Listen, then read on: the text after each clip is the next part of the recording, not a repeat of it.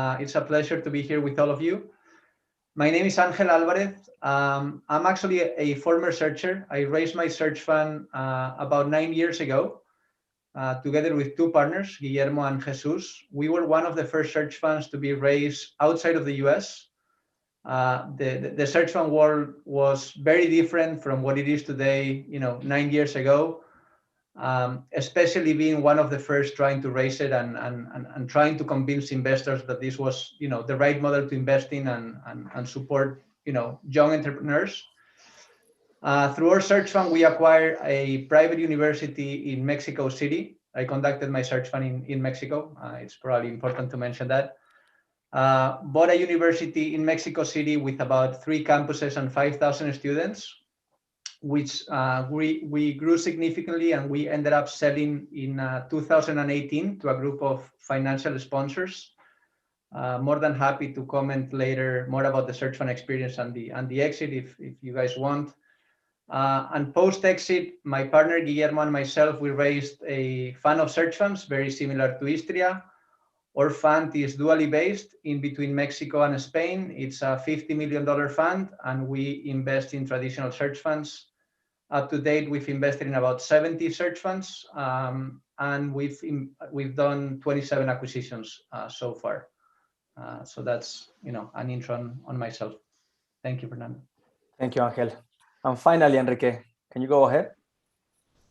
Okay, hello everyone. Thank you, Fernando, for the invitation. So I'm a lawyer, so basically a foreigner, kind of a foreigner in this environment.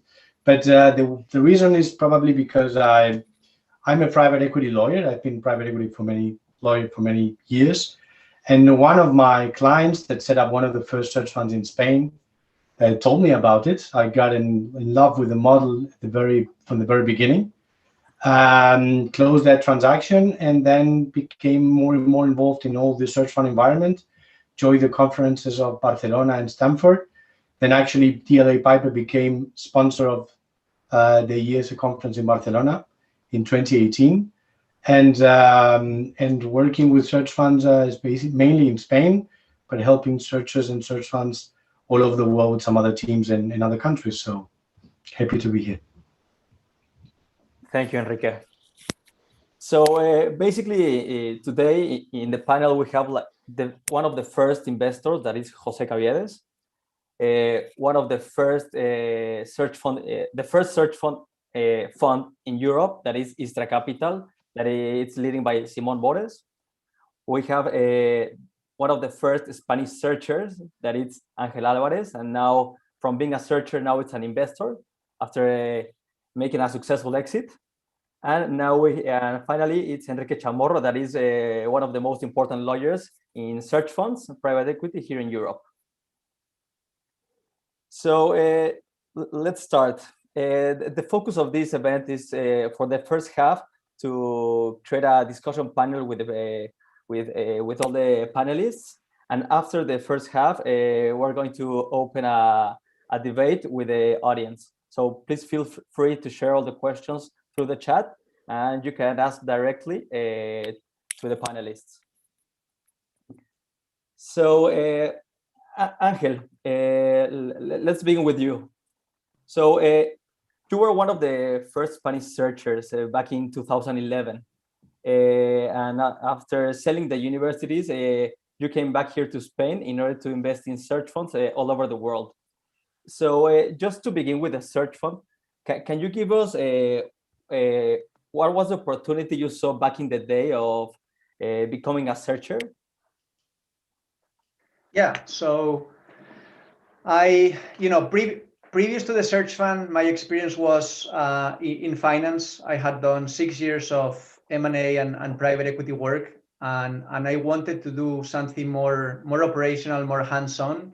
I discovered the search fund model while doing my master's at London Business School. And right when I met the model, I fell in love with it. I thought it was the perfect combination for what I was looking for. And at the time, I just didn't have the right partner. And I probably thought that I was missing some additional experience. So I went back to JP Morgan. I worked there for a couple of years until I thought it was, the correct time, and I jumped ahead together with my two partners. The opportunity itself, I think, from a professional career point of view, I thought, for me, it was probably the best opportunity that I could see out there. It was an opportunity. I was 28 at the time. And I just thought that, at the age of 30, which, that was probably the timing when I thought I was eventually going to buy the company, being able to become the CEO of an organization, be able to lead that organization, grow it, and potentially sell it down the road. I thought it was, just as an experience, I thought it was super attractive as a career path. On top of that, from an economic standpoint of view, if things go well and you do have a successful exit, the economic outcome could be, way superior to just working on a regular corporate job. So that was also, important to me and to my partners. So I guess it was the combination of both the track record together with the experience that I was going to get throughout all of this process, plus the economic reward at the end. I thought that the combination just made a lot of sense. And that's why, I went straight for it. As I mentioned at the beginning of my introduction, the world back then for search funds was very different from what we are seeing today, right? Back then, raising a search fund was definitely a lot more challenging. Today, you have, you come out of your MBA or you decide to do a search fund, and right out of that, of 50 potential investors that could potentially invest in your fund. Back then, we didn't know anyone who was investing in search funds. And the ones who were investing in search funds, they were only focusing on the US. So raising a search fund, 9 or 10 years ago outside of the US, you definitely had to go knock on a lot of doors, convince investors that that the model was working. A lot of questions came about, why should I give you money to look for a company? Just come and visit me once you have the company, and then I will decide whether or not to invest with you, right? So again, convincing a group of 15 investors, that was our specific case, to put $40,000 and to really work with us to potentially buy a great company and run it together, that was very, very challenging. But again, the challenge was there. We believed in ourselves as a team, and that's why we went all for it. And to be honest, it was probably the best decision I took back then. And for all of you that are considering doing a search fund, again, as a professional track record, I think it's amazing. I think at the age of 30, to be able to lead an organization with 200 employees, or even for my partner, Jesus was our third partner, who is still the CEO of the company after the sale. We had an interesting situation where one of us was forced to stay as a longer-term CEO.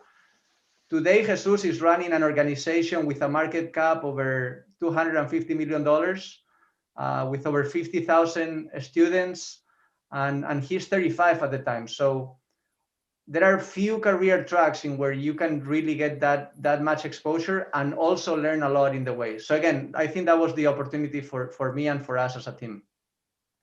That's really amazing, Angel. Thank you. And let's change a bit from perspective, and maybe Jose, you can tell us what is the appeal investors see in this type of alternative investment? Okay, very much like Angel has described. When I met the model face to face, it was a love at first sight, no? And I was really compelled by I was doing. I'm also a business school professor, and I had read a lot about the model, what was going on in Stanford, Harvard, blah blah. But then I stumbled upon the first Spanish searcher, Mar Bartomeus. That was 2014. And basically, I very opportunistically decided to take a test. One of the beauties of this model from an investor perspective is the entry barrier is so low, it's basically immaterial. So I took one unit in his fund. And since then, what we have seen is an amazing return profile. And most importantly, with an impressive absence of risk or major absence of risk. It is also worth mentioning that I am a venture capitalist by nature. I mean, my day-to-day job is to run a family of venture capital funds. And we decided to put our personal savings into the search fund asset back then. And since then, that has gone absolutely crazy on us because we are getting the same expected return. And we have been lucky enough to be exposed to the first Spanish exit, as you mentioned at the beginning. And the return profile has been very similar to the one we get on the venture capital, but the risk profile is, I don't know, 10 times, 100 times lower. So we decided very consciously back in 2016 to devote almost 100% of our personal savings into this asset class. And since then, as Angel has described, also in the same numbers, I mean, we also have in excess of 80 search funds committed since then. And so far, so good. So it's really a very opportunistic approach and a very high surprise on the return profile and on the beauty of having such a big predictability and such a nice multiple of invested capital return. So far, so good. Perfect. Thank you very much. And Enrique, maybe like sometimes people while starting to read about this model, they are confused about what is the difference between private equities, venture capital, search funds, and maybe you can help us understand from the legal point of view. Well, as Angel and Jose explained, is the beauty of the model is that it combines not as much risk as the venture capital, and is much more flexible than maybe a private equity. So I would say that the difference is the risk. It's easier. It's and definitely the transaction and the whole process. I would say that when you work in private equity, especially, everything is like standardized. Everyone knows the rules. Everyone knows how to react. I would say in the search fund environment, everything is like very unique for every transaction. You cannot work on standards because sellers don't believe in that. They don't know about that and they don't care. And searchers, they are all different. So they have a different background, different expertise. And so you as a lawyer need to complement that whatever they don't know about the process of mergers and acquisitions and the skills that maybe they don't have. So I would say that it's completely different in terms of what you need to provide as a lawyer and how the process is, and the seller and the buyer and all the negotiation is very, very tailor-made for each occasion. Amazing. So basically, like you have like this type of business model that is in between venture capital and private equity, and like it gives the opportunity to become an entrepreneur. After doing the MBA or after working for a while, you can raise your search fund and like start searching for a company, acquire it, and growing it in order to finally sell it at the end. But like there are different types of search funds, Enrique. So like the most famous one in Europe is a traditional search fund. But what would be your thoughts on traditional search funds, self-funded search funds, and the others? I think that the beauty of the model is that it works perfectly fine. It's the best expression of the win-win, something you hear very often about the win-win, but it's probably the best example is the search fund. I would say the traditional model is the most stable and the most safe for everyone. If you do a self-funded search fund, it, in my experience, when I've tried to help some searchers, is a bit complicated to get everything at the same time on board. The financing, the equity, the transaction, the seller, everything together. So both, of course, work, but I think the traditional model works perfectly fine because the market knows it, the investors believe in it, and everyone knows what is next and how the process is going to be. So, of course, both work, but I think, in my experience, traditional model is safer, I would say. Okay, and Simon, from your investor's perspective, and while raising the first fund to invest in search funds, what are your thoughts about the two types of most common search fund models, like traditional and self-funded? Okay. I mean, you're talking to an investor that, of course, invests in mainly the traditional model. We say that this thing that to a man with a hammer, anything looks like a nail. So we're definitely naturally biased towards the traditional search fund model. I mean, we don't have any strong views. I mean, I think that they're both entrepreneurial alternatives. We, of course, have a lot of respect and for the self-funded entrepreneurs, and we even follow some of them. And we're not, I mean, let's say we're not against the model, or we would definitely, as investors, we need to be opportunistic by nature, and we wouldn't refuse just an opportunity because it comes from a self-funded search. Having said that, because of what we do, we believe that the traditional model for the investors, definitely, we also believe that for the searchers as well, it offers a better risk and return profile, as Enrique was saying, in a way. And we believe that is, I don't know, if I were an entrepreneur, knowing what I know about the traditional model and even having more experience, I would still think that the traditional search fund path makes more sense. I don't know. That is my view as a completely biased view as a traditional search fund investor. Perfect. Maybe Jose or Angel, do you have any comments between two models? Yeah, let me add to that. I think very well presented by Simon, but I'm opportunistic, so I don't show any bias. It has to do very much, in my opinion, to the characteristics of the searcher, okay? I mean, the model is predicated upon a very specific profile of a searcher, which is a recently graduated, typically young professional, willing to undertake a CEO route that he will not have in front of him in any other way in at least 15 years. No?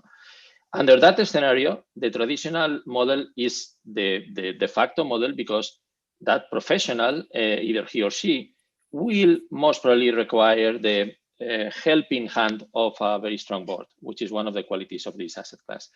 And in building that board, having the experience of working with that group of investors for the last 24, if not 30 months, is a key on both sides, okay?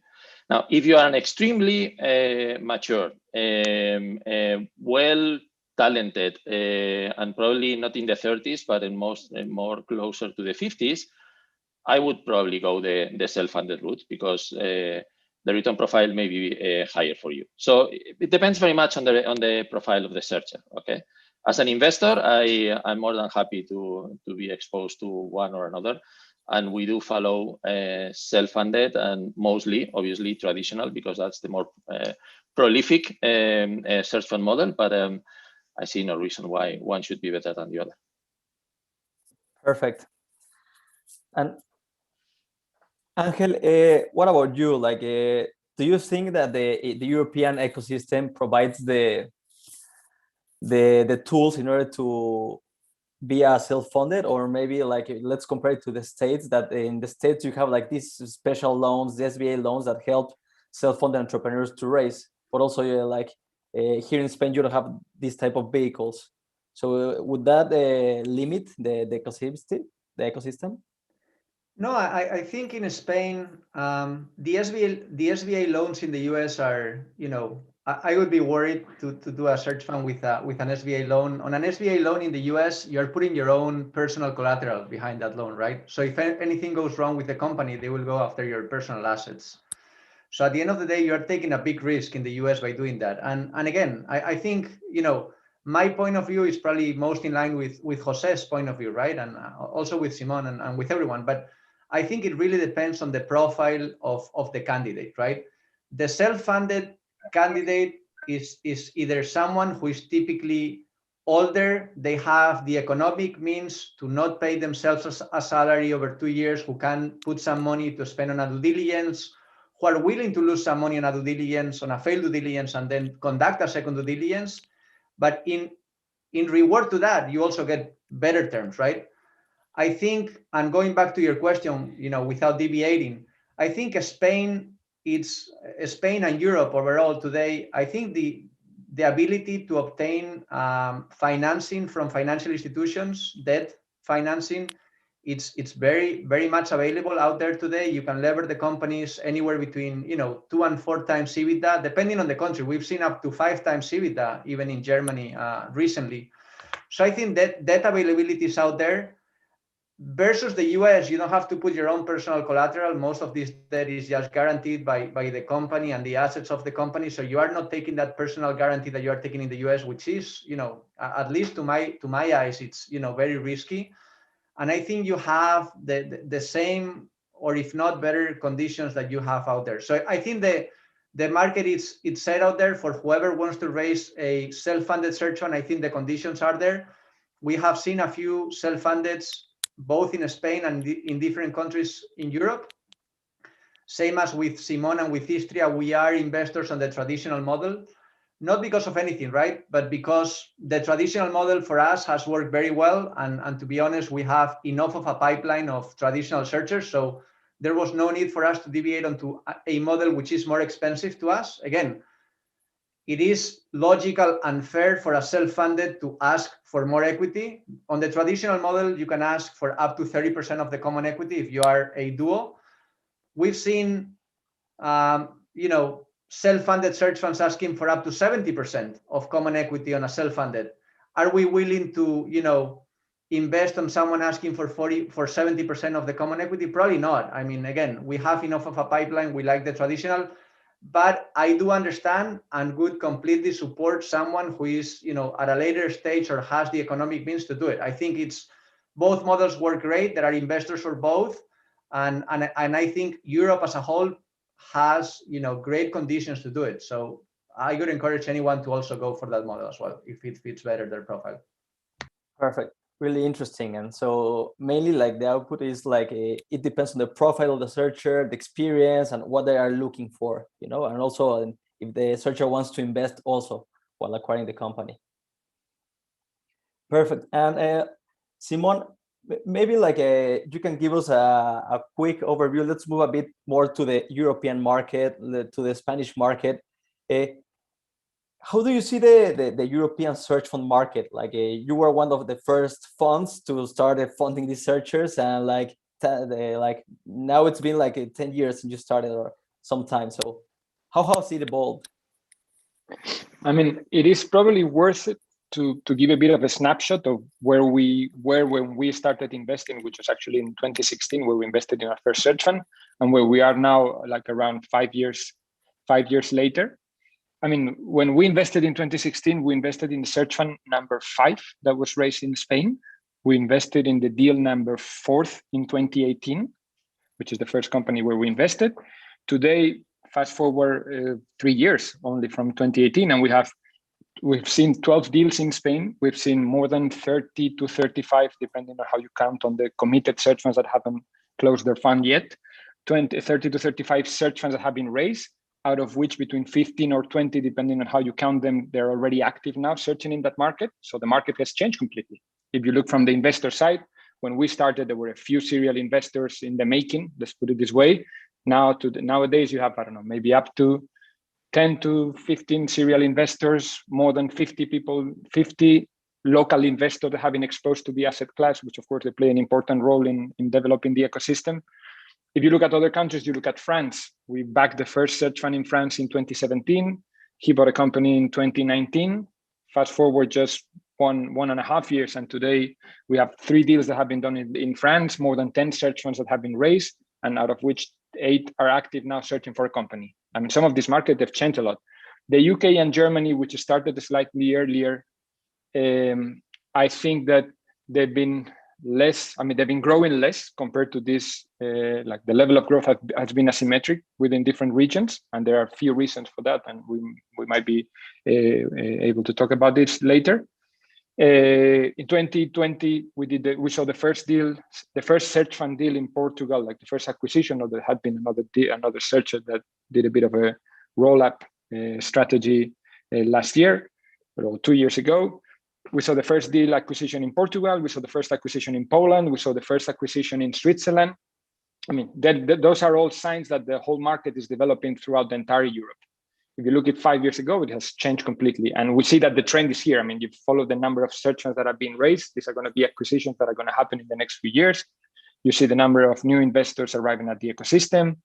And you can see that there is a healthy future for the asset class, although it's still in this infancy in a way. And Simon, do you know that what is the reason behind why the Spanish market has evolved much faster than if you compare it with other European countries that maybe have like a more developed finance industry? I mean, I would claim that this is not a financial asset by nature, although some investors approach it as a financial investment. And of course, there is a financial component as in every investment. The beginning of this, I mean, the development of this asset class, it always starts by accident in a way. Why? I don't know. Why did someone, the way they did the first searcher raise a search fund? If you talk to Mark Bartomeu, how he did raise the first search fund in Spain, why he ended up going to IESE to pitch for his deal and met some of the investors that then became the first serial investors in Spain, like Jose then did also, and also Leon Bartolomé. It was very accidentally partly explained by the talent of the initial searchers and the strength of their personal networks. Of course, by the role that IESE has initially played in this ecosystem. I mean, they were like the lighthouse in Europe for search funds from an academic standpoint. Then there were, I think, the bit of a coincidence of having a few crazy pioneers that were investing into the asset class, all of them coming from different avenues of life with a different mindset. I don't know, as a fan of search funds, I mean, we launched as fan of search funds with a bias to invest in Europe at the time where there were no European search funds yet, or there were almost no European search. Like we jumped into the swimming pool very early in the process. This was like our own view. Some of the individual investors started investing in this and became serial investors. And I don't know, I think like you need a combination of investors, early adopters from the investor side, of course, talented searchers willing to open the route. And in the case of Spain, I think that IESE played also a very important role. And then, of course, I mean, this is the investment, so it all comes.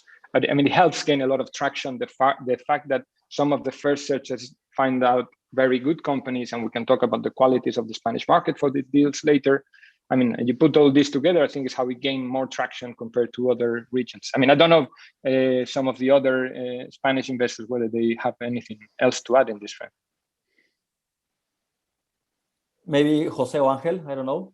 Both. Yeah, I mean, I agree with all of the points that Simon mentioned. I think what it was very important, I think, Mark Bartomeu as a first searcher definitely, made a huge impact on it. And the fact that actually his search fund went very well since the beginning also motivated investors to continue investing.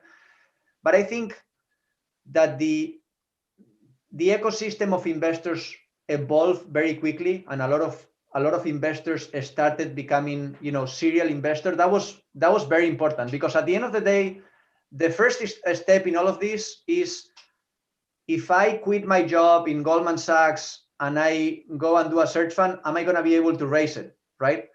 So when the market has a well-developed ecosystem of investors and people who are willing to bet on great talent, then people are a lot more willing to take the risk and go launch a search fund. I think the ecosystem that was built around Mark Bartomeu and the next couple of search funds made it a lot easier for Spanish searchers to go out in the market, maybe without having a very strong personal and professional network, to go out there and just by being great, professionals, be able to raise it.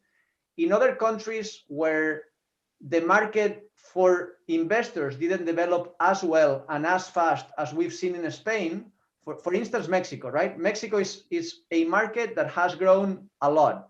It had an exponential growth. However, the number of Mexican investors and local investors in Mexico that invest in the asset class on a serial basis is probably like 1/10 of the size of what we have today in Spain. So again, where is easier to raise it? Probably in Spain. In Mexico, the advantage is that you have the US very close, and most US investors are now investing in Mexico. But if it wasn't one of those two countries and you had to raise a search fund, let's say today in Portugal, and Spanish investors were not investing in Portugal, and you don't have a really strong network, then raising a search fund becomes a bit more challenging, and people think about it twice whether or not to really quit their job and go for a search fund, knowing that there is a much higher failure probability of not raising it. So again, I think the ecosystem that was built around the first couple of search funds in the investor base helped a lot the ecosystem. And of course, all of the other things that Simon mentioned, clearly being IESE, a complete, fuel for this industry to be launched, right? Similar to Stanford in the US. Well, just to add to that, obviously what you have mentioned is all true, and probably they are the most important elements. Just an additional one, I think Spain has a very interesting environment and fruitful environment for acquisition of SMEs.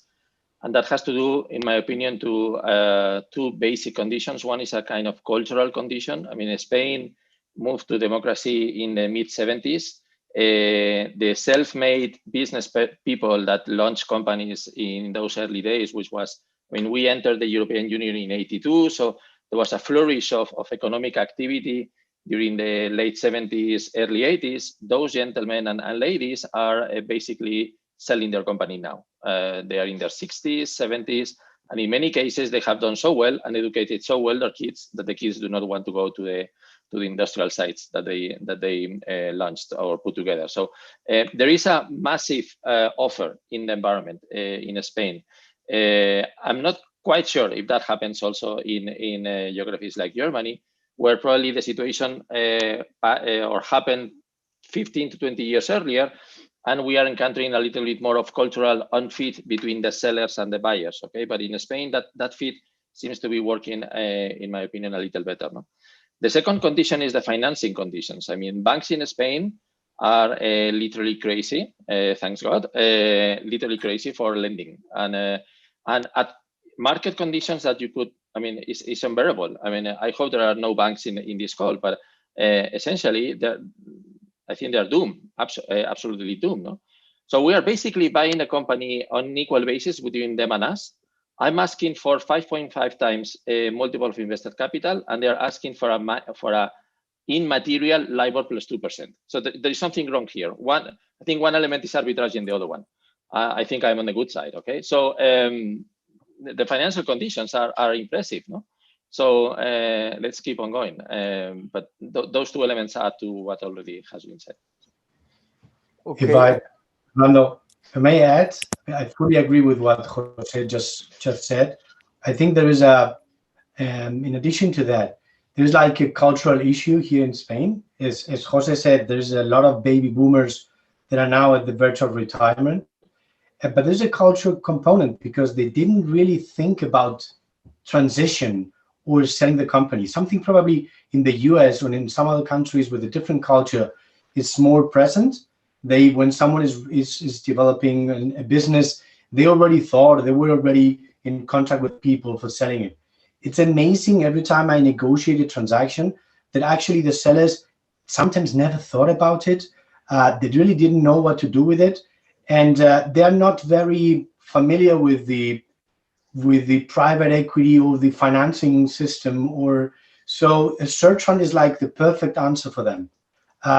In some cases, they didn't even think about it, so the response comes even without asking for it, and then they feel like quite confident in giving up information. I know that some other countries, owners of companies do not really deliver so much information, are quite more cautious when they give information. I experience every day with searchers that they tell me, no, I was on the premises. He showed me everything. I have all the numbers, and maybe they didn't even sign LOI.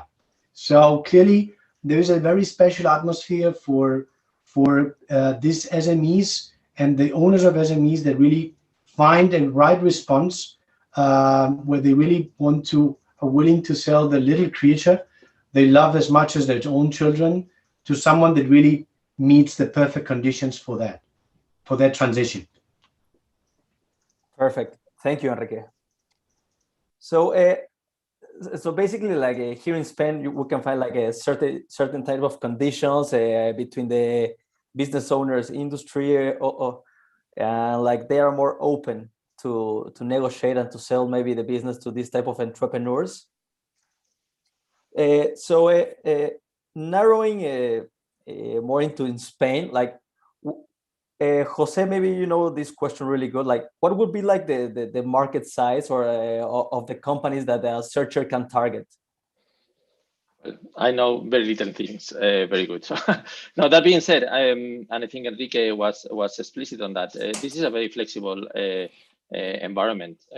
I've seen, or I have participated in transactions north of 25 million enterprise value, and I have participated in transactions below 5 million enterprise value. So all the way, basically. You know, the issue, I was actually responding that in the chat. The issue starts to get more uncomfortable when you start to compete with PE funds.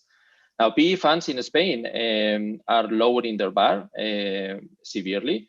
And we are seeing PE funds launch to buy, well, not to buy, to take majority stakes in companies at 20 million enterprise value, 30 million enterprise value. So to me, the limit is a moving target. Basically, you need to find an environment where you do not collide with PE funds. These guys are as crazy as banks, and they pay too much, which is not in your interest as a buyer. Okay, so basically avoid an environment where PE funds move around, and that typically moves in the 1 to 3 million EBITDA. I think that the target is moving south. In the probably is 1 to 2.5 or 1 to 2. But from time to time, I've been lucky enough to be an investor in a company that was north of 4 million EBITDA when we bought it out. And in both cases, in the two cases I have, at that level, we bought the company below 5 times EBITDA, which is, I mean, if you're lucky enough to find it and to keep that transaction alive and executed, go ahead. There is no limit on the upside, no? But there is a competitive threat. And Jose, nowadays, like there's like a new trend, and you have like these micro private equity funds, and they are targeting these small and micro companies in order to build up their portfolios, and they are starting competing against these search funds. What are your thoughts on that? Well, they are real, and they are starting to compete. So basically, you need to get your feet wet. You need to go to where the high-profile, white-collar PE guys will never go. And also, you need to be prepared to ride up your sleeves and take over a company. A PE guy will never take over a company, will always require a management buy-in or a management buyout. And essentially, you should be there to demonstrate that you're going to keep the asset for the seller. In the name of the seller, quote unquote, basically, keep the asset for a while. Don't spoil it. Don't break it in pieces. Don't sell it a year later after reducing cost 50%. And you're going to be a handsome keeper of the legacy of the seller. And again, you need to be prepared to as we said in Spain, quemar suela, no? Which means burn your shoes walking around in places where, yeah, as I said, the nice tied up blue collar guys from the PE guys will never go. No? Angel, you were a searcher back in the day. So what are your thoughts on if you compare the value propositions between these private equities and the search fund? Do you agree with Jose or? Oh yeah, I definitely agree with Jose. If I were to say, you know, the one most important factor that differentiates a search fund versus a private equity and the way we proposed to company owners back in the day, look, the private equity is going to come. They only care about your customers, about, you know, your assets. They will do as much cost cutting as they need. And that is the reputation that private equity funds have overall in company owners, right? So I think when a company owner doesn't only care about price and they really care about their employees, the legacy of the company and so on, I think that is where you have most of an edge, especially if you are able to really connect with the seller. So I think that's one.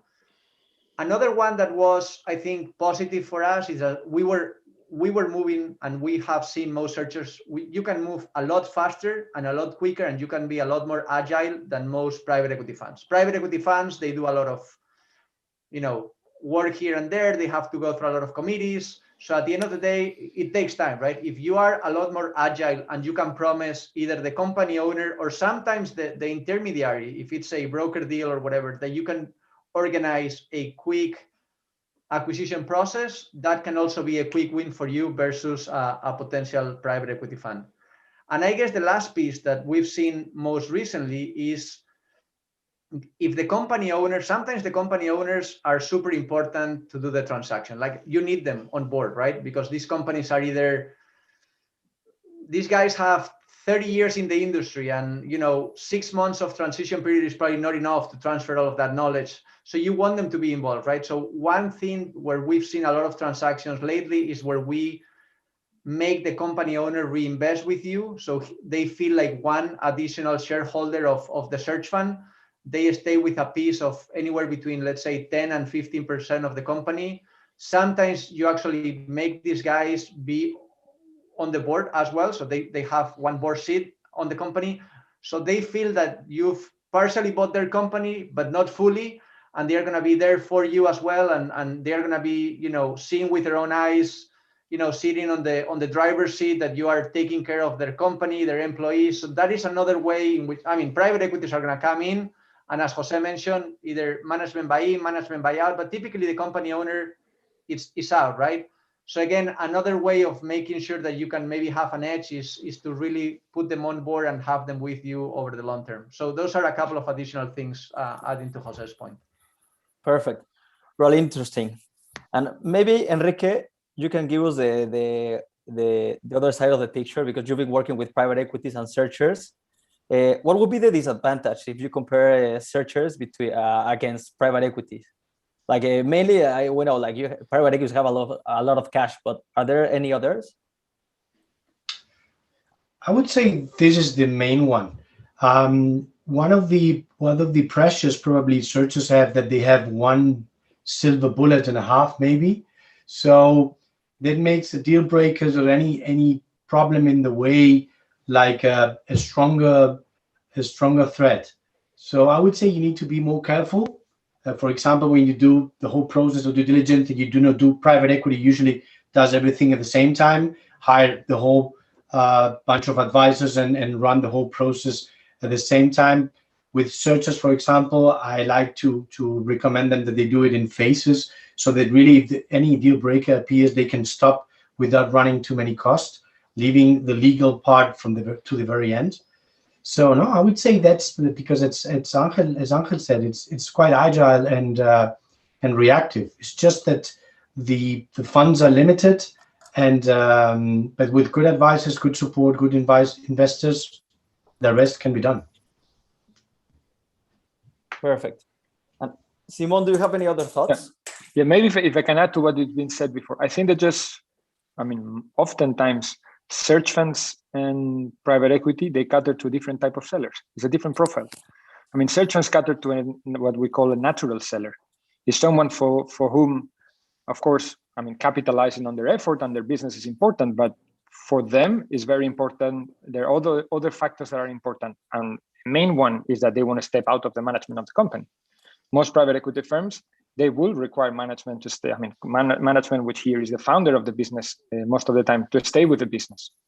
For us, I think that the unique selling proposition of the seller is that I'm willing to do an MBI. I'm willing to, of course, get your help to have a smooth transition, but I'm willing to replace you.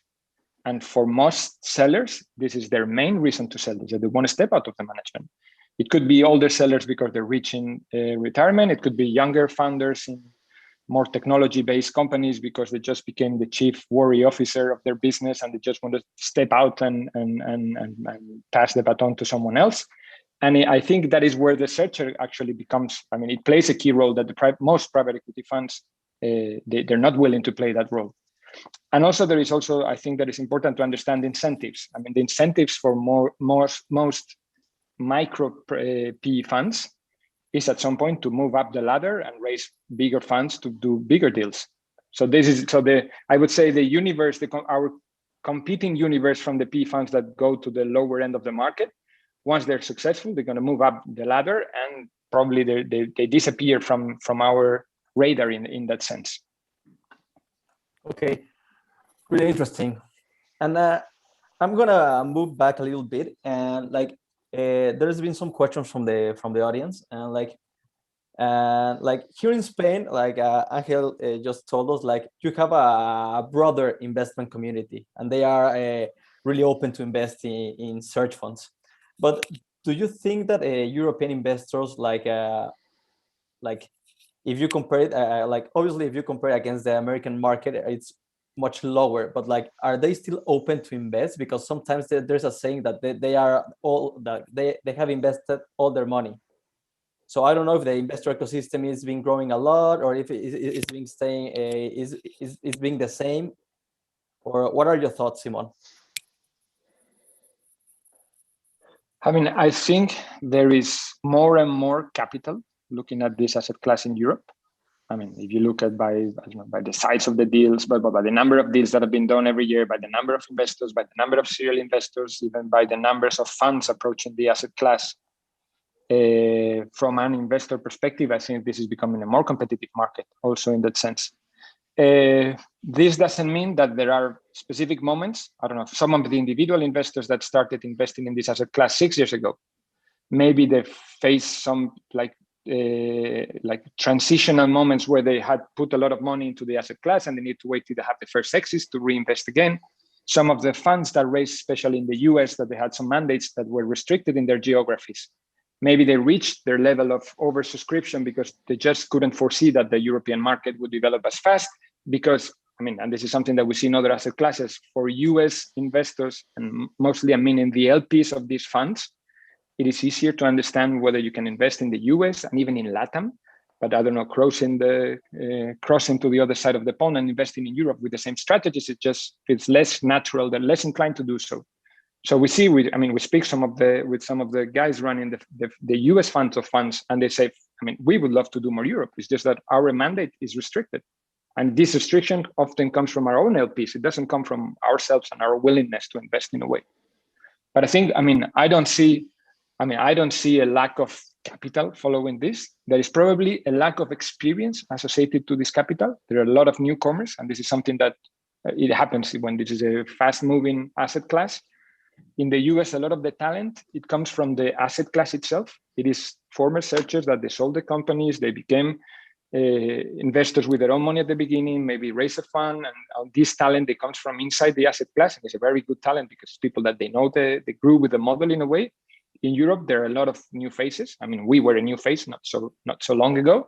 And you need to understand well that these dynamics between the investors, these dynamics between the board members, as Jose was saying, this is a key part of the element. You need to preserve that dynamic. And I think that is one of the challenges in the European market associated with this huge growth. Perfect.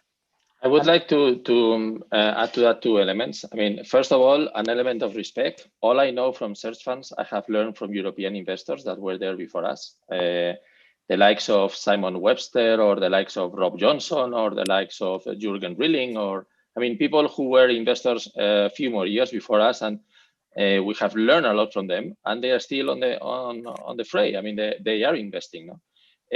Not to name the US guys, the Will Thorndikes and so on, and so forth. Now, that being said, the problem is that the ecosystem in Spain has evolved so quickly that on an asset allocation basis, basically Spain is oversubscribed. So they are open, but not probably or not prominently into Europe. That being said, I would like to pass along the question to Tobias Raber, if I may, because Tobias is one of the more prominent European investors and is an icon of one of the new breeds of search fund investors, which are, as Angel, successful searchers that managed to sell their companies, and now in a second generation, in a new turn, they are becoming very well regarded, very demanded, and very interesting search fund investors themselves. No? So Tobias, sorry for making you in, but if you can basically let us know a little bit. Yeah, hi everybody. I warned you. That's fine. I'm just interrupting my cooking. So yeah, I mean, I agree with all the points that were said. I think what we're seeing, and the name that's been mentioned many times with Mark Bartomeus, for example, or myself, I had a partial exit of my search fund. I acquired a business together with my business partner in early 2015. So we were the first partnered search fund, traditional search fund in Germany, Austria, Switzerland.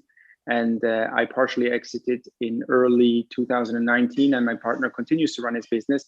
And then I also kind of slipped into this role of investing some of the proceeds that I received from the partial exit into search funds. And I'm not sure if everybody who over the next 2 years is going to exit is going to transition into this role. But I do also know of some current investors. There's a searcher in Italy, and there's a searcher in France that have acquired businesses, and they're also investing into search funds. So there is certainly these types of investors coming into the space, and I think they complement the existing investors very well to further grow the ecosystem. Thanks, Tobias. Sorry for the cold calling. Thank you, Tobias. Amazing answer. So let's move forward and let's talk about the exits in the Spanish market. So the first exit in the Spanish market was in the 2020, in November, December. It finally in the Spanish market, we have an exit. So Jose, you were an investor in that exit. Do you think the exit took longer than expected, or it's just in time and it proves the investment thesis? Well, the exit certainly solidifies and improves the investment thesis in Europe and certainly in Spain. That being said, it didn't came too late, didn't came too early. As an investor, we are happy investors as long as value is created, and this company was creative massive value. So if anything, I am sorry to have sold the company, although the exit window appears when it appears, and we took, I think, an interesting decision. But I wouldn't have mind to stay at Repli for another 3 to 5 years. Unfortunately, that has not been the case. I'm sure that I could have double or triple again my existing return. So to me, and that is one of the key lessons in the process, is that the value creation does not stop. And actually, if the company is well managed for cash flow, what happens is, and it's also happening in one of my holdings in Italy, we are seeing search funds within search funds, basically an acquired company that after having paid fully the debt, because they were beautiful money-making machines, they raised enough capital again from banks and from its own sources without having to ask for the investors. And they bought another company on a quasi search fund basis, which is, again, doubling our exposure. And we are more than happy to see that. So no reason whatsoever to sell an asset. I'm a very, very patient investor, and looking forward to high returns as long as value is created. That being said, as an opportunistic investor, we reckon that exit windows appear when it appears, and we always know when we enter, we never know when we quit. So you also need to be, if not more, opportunistic on the exit than on the entry, but no rush whatsoever. Perfect. What about you, Simon, from your fund and the return you need to give to your investors also, So what are your thoughts? I mean, I think most of the funds of search funds that exist, first, they do have a very long duration of the fund. In our case, we have 10 years plus 3 potential 1-year extensions. The day one of our fund was April the 1st this year. So we're about to become the first year, because we started investing previously and moved those investments to the existing fund. Actually, some of the business could stay with us for 15 years without any problem. So we do have this long-term duration. And I wish it was not easy for a first-time fund to start with such a long duration, that we had 20, 25 years. If you talk to the most experienced US search fund investors, they say that one of the biggest challenges of the asset class is to be able to support some of the winners in the long run. As Jose was saying, I mean, as investors, we're happy to sit on investments that can compound capital at 20% for 20 years. And there are some examples in the US of companies that have been search fund acquired companies that have been running for 20 or 30 years with at least part of their original investor base. Having said that, for us, at some point, we need to seek for an exit, which in general, I mean, there is this in the search fund model, there is a conversation always that happens at year 3 or year 4 in each of the companies. We say, okay, either we exit now or we take a second win, and then we decide to go for a second win for another 5 years, and then we seek another window of opportunity. And it could be a recap that some of the investors, they leave and some of them continue. For us as funds of search funds, it could happen that maybe at the end of the life of one of our investments, we could potentially buy the stake from a follow-on fund from our own, like an Istria 3 or an Istria 4. I mean, there is a lot of flexibility in the capital structure. And I think that is very important if you actually want to run on the winners. And if you talk to some of the US guys that have been doing this for very long, they say most of their regrets is for either exiting early or for not having invested in some of the companies early in the process because of valuations, which would be an interesting topic also to discuss maybe some other day. Perfect. And before going to the Q&A, maybe Angel and Enrique, like you, Angel, you already lived an exit, like from being a searcher. So what would be your thoughts on and your advice to searchers in the exit phase? And also, this is for Enrique, what would be your advice for searchers on the legal things while selling the company? Yeah, so maybe before the advice, I guess, our exit was very similar to Tobias' exit. And I think it goes in line with both what, Jose and Simon mentioned. And I think this opens a different topic, which is, not all of the investors are going to have exactly the same vision in terms of how long they want to hold onto an asset. And the search fund asset class provides or gives the ability to create liquidity windows at certain points, right? So in our case, we did an early exit. It was also a partial exit, similar to Tobias. So after year 3, we had tripled the size of the company in 3 years. And after 3 years, an unsolicited offer came around the table, and they put a really nice, attractive offer on the table. So we took it to our investors, we took it to our board, and not everyone had the same vision. Some investors wanted to stay, some other investors wanted to exit. I mean, they wanted to capitalize on the nice return. So for us, it was perfect. I mean, we did a partial exit. All of the investors who wanted to exit, we let them go. A couple of our largest investors, who were mainly family offices with a more longer-term oriented vision, they stayed. We were bought by a group of financial sponsors. We're flexible to have some of these family offices on board with them over the long term. And in our case, we were lucky enough that we actually reinvested a significant portion of our equity onto the business. So still today, Guillermo and myself, and again, the company is still run by Jesus, who was our third partner. So we feel super comfortable, our largest original investors are still out there. Jesus is running the company. And Guillermo and myself, we reinvested a significant portion of our equity. The company today is 10 times larger than when we bought it. And we sold it being about 3 times larger than when we bought it. And again, it's only been 3 years from the time we exited. So again, the returns are exponential as you let time pass by. We went from 3 campuses to 37 campuses, from 5,000 students to 50,000 students, and more or less on revenues and EBITDA, it's more or less the same 10x. So again, I think time plays in your favor, and we have been very lucky to stay involved with our equity and being still shareholders, active shareholders of the company still today, even though our full-time job today is to manage ALSA. So again, a recommendation, I think, be open. When the nice offer comes around, you cannot close your eyes and say no to everything that comes around because it's too early, or you cannot force an exit if the timing is not the correct one. I think you have to be open and listening to the market. And again, you also have to be listening to your investors.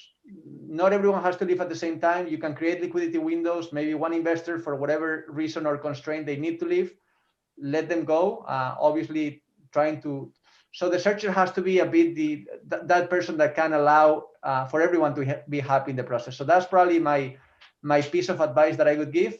But again, our fund has the same conditions as Simon's fund, and we are looking towards medium to long-term holdings. Perfect. Thank you, Angel. I think may I add to that just one point? As a searcher, I'm not a searcher, okay? But as a searcher, if you want to enter this asset class, don't do it with a time frame in mind, okay? That is, by the way, one of the reasons in my case, for disregarding an investment in a search solo or couple is when I detect or they explicitly mention a number of years. I want to be here for 10 years. Forget about it. You never know.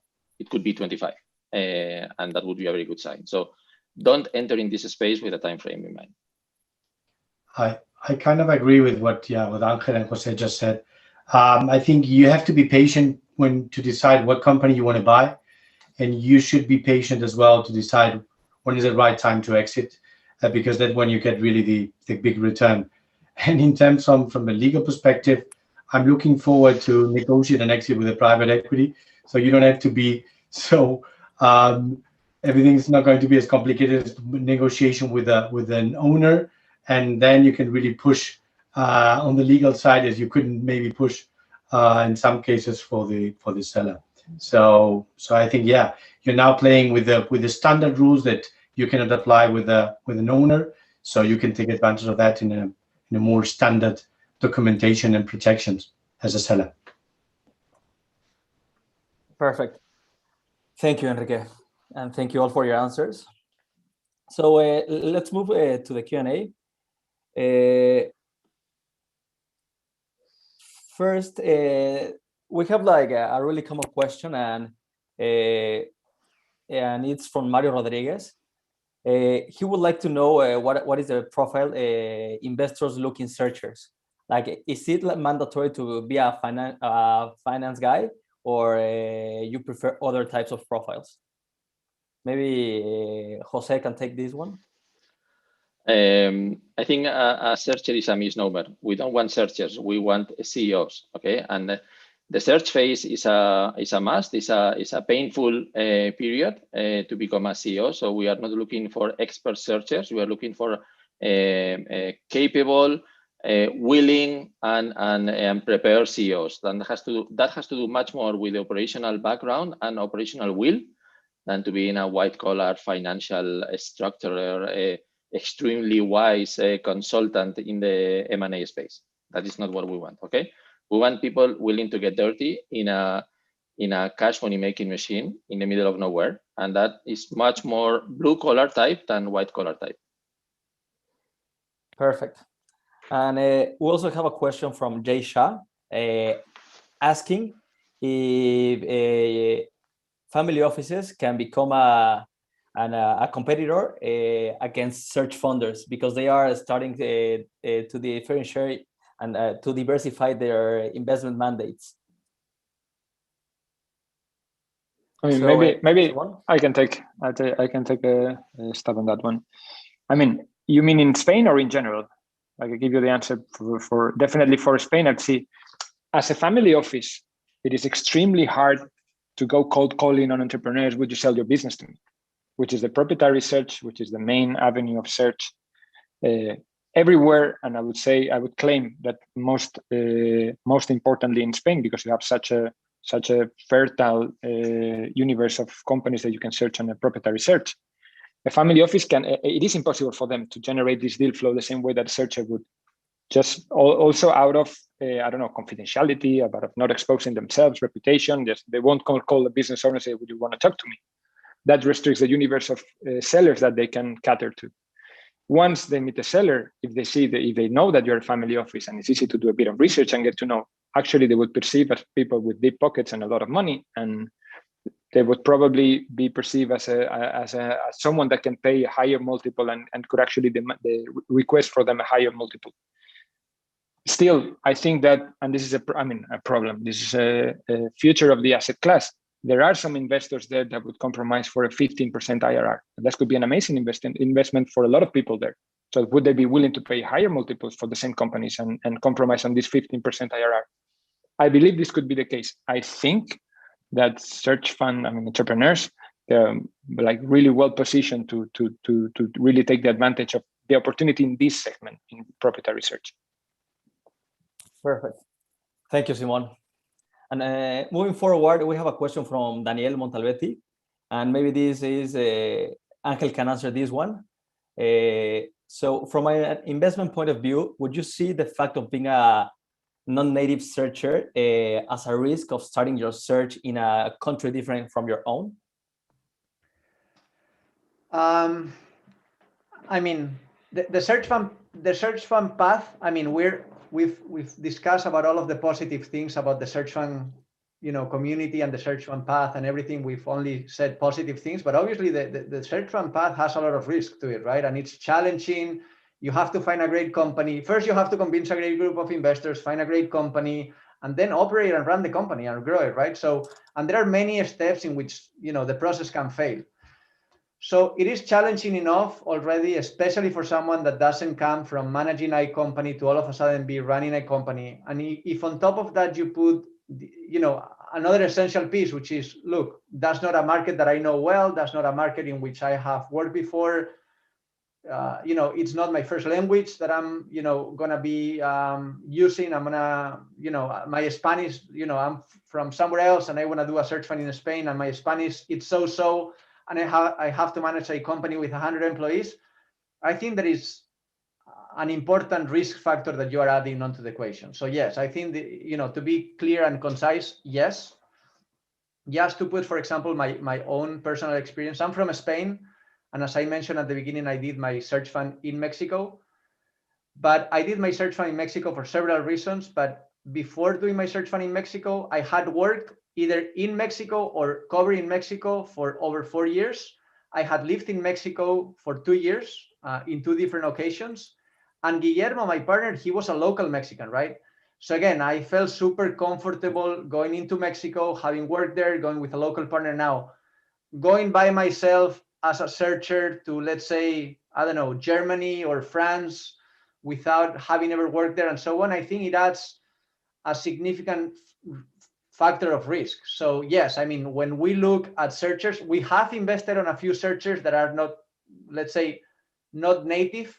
For instance, we invested on a guy from Ecuador who went to IES, and right out of IES, he did his search fund in Spain, and he's been done, a great run, and honestly, he's been a great searcher. So we have invested in a few of those cases, but to be honest, we are a lot more picky, and we have to carefully decide whether or not we're willing to take that risk or not.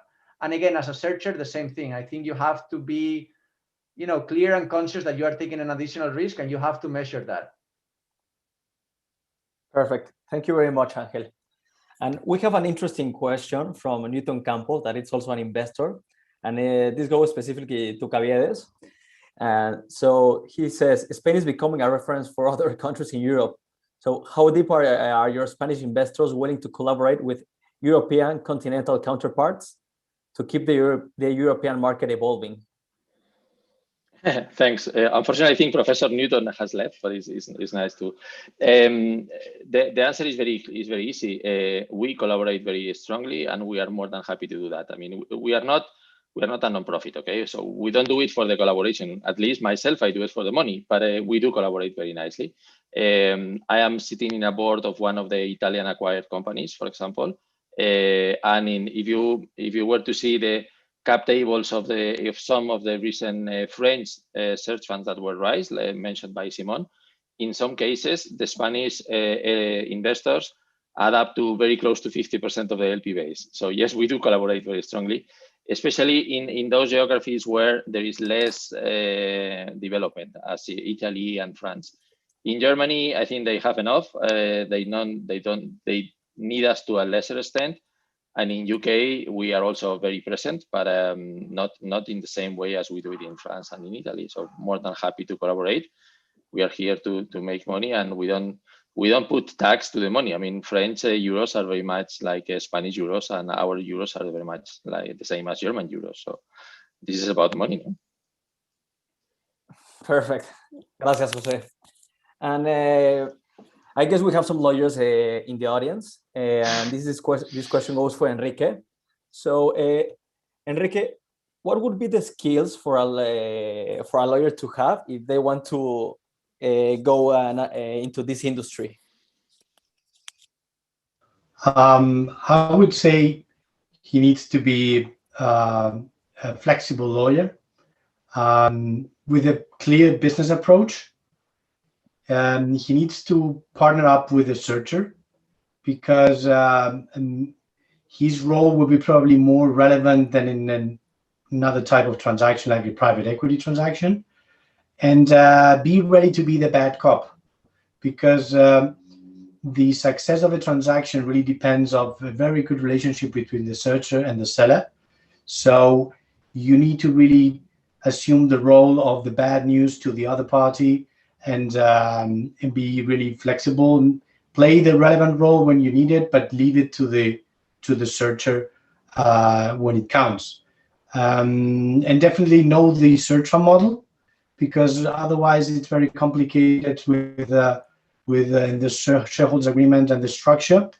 And take along tax advisors because it needs to be tax efficient for everyone, and everyone means any investor in the world. So you need to put an eye on the double taxation treaties and everything, and definitely be ready to play any role that the searcher requires, because as we discussed today, we have people with financing background, people with M&A experience, people that don't have that.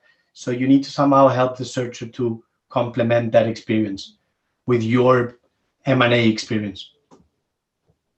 Perfect. Thank you, Enrique.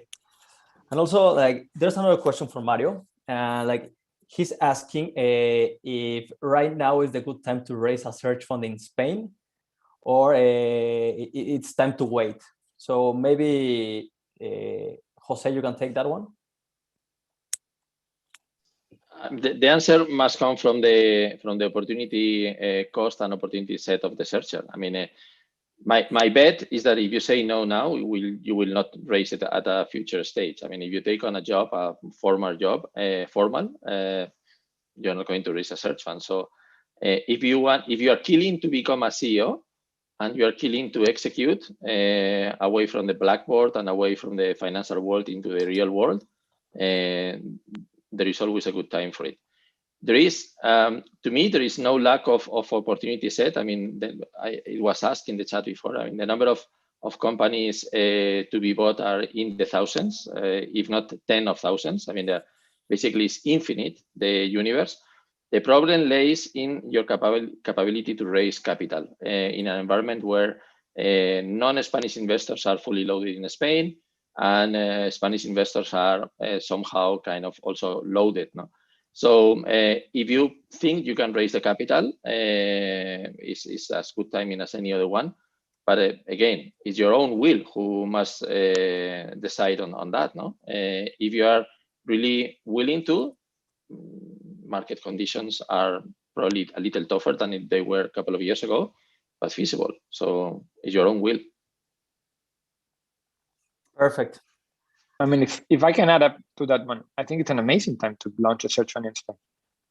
I mean, I think that is that the next, I mean, maybe due to COVID, 2021 might be a bit of a roller coaster in terms of searching, and searching in 2020 hasn't been easy, definitely. But I think that the next 2 to 3 years, the amount of opportunities, the amount of business owners that are going to realize because of the difficulties they live themselves and their families during COVID, that maybe it's just the time to take a step back and sell their businesses. The fact that we have a 2020 EBITDA results that are going to be a bit of a counterbalance to the amazing economic conditions that have been in Spain for the last 5 years, which in a way had inflated EBITDAs if you looked at them at a normalized basis. I mean, I think that right now is an amazing time to buy a company. I think that the personal decision, I completely agree with Jose. Either you decide that you want to do this and your alternatives are not as good.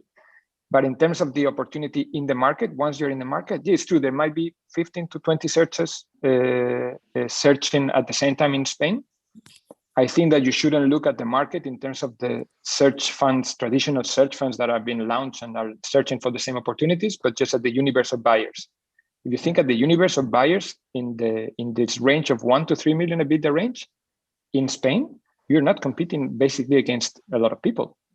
I mean, the level of penetration of professional buyers that bought these companies when they have €500,000 of EBITDA. If you go to the UK, 90% of the business owners have been approached by both professional buyers and brokers before they even reached the segment of the search fund. So when the company had $500,000 of EBITDA, they were already approached by loads of brokers and professional buyers. In Spain, as Jose was also saying before, 99% of the time, you're sitting with the founder of the business who hasn't been approached by a broker, who hasn't been approached by a professional buyer, and you're not competing with a lot of people because there are not many PE funds going into the proprietary search. So I think in that sense, the opportunity is once in a lifetime opportunity, even today, to launch a search fund in Spain. We were very biased towards the southern countries in Europe because of this lower level of penetration, both by buyers and brokers. I can confirm what Simon just said. Working with the vast majority of the search funds in Spain, I haven't negotiated and sign more LOIs with search funds than in the last 12 months. It's amazing how fast new search funds find opportunities and progress on opportunities even faster than 2 years ago, when the density of search funds was lesser. So I would say that clearly this environment is a good environment for search funds. Probably from the owner's perspective is even a boost to take that step. And I can just confirm what Simon just said. The activity is absolutely crazy right now in the search fund environment. Perfect. And also an interesting question from the audience, and this goes to you, Enrique. Like, if you want to become a searcher, what would be your advice while negotiating with Jose, Simon, and Angel? Like, in what things the searchers need to focus in order, like, they already raised the search, but they need to close the deal? Negotiate with the investors. Yes. That's a kind of a tricky question. I would say the search fund model is already quite developed, and the rules are quite established. Probably the only aspects a searcher should focus on negotiating is maybe the economics, in terms of the preferred return, the structure, the salary, and special conditions, who they want on board in the board of directors. Probably more the commercial aspects. In terms of legal, they should save the efforts with the seller, where there's a very, very strong battle, and the investors are quite flexible and cooperative with the searcher in terms of how to structure the investment. And the traditional model is quite, as I said, developed, and it's quite balanced. So probably just the economics of the project for him, and for the returns of the investors. Perfect. Thank you, Enrique. And well, I think we're in time, so maybe each panelist can mention some closing thoughts for the panel, and maybe some advice to potential searchers. Maybe you can start, Jose. Well, mine is very simple. Do it. And second, email me, jose@martincavides.com. Thank you, Jose. What about you, Angel? Well, same as Jose, but I guess not same email, please. No, it can be the same email. It doesn't matter. we co-invest in a lot of search funds together. But I guess, look, I think you have to think about it very, very well before launching a search fund or taking the decision to launch a search fund. Again, we've discussed all of the positive aspects, and look, I've been a search fund, and if I were 28 again, I would do it all over again. So I am someone that is definitely in favor of doing a search fund. It's not for everyone, so you have to also assume that. So you need to have the right background, the right conditions. You have to be flexible, right? For instance, if you want to live in Madrid, or if you want to live in Barcelona, and you want to do a search fund, then this is not the path for you, right? You have to be flexible to move anywhere within the country where you find the opportunity. This is not a company that you're going to operate remotely, right?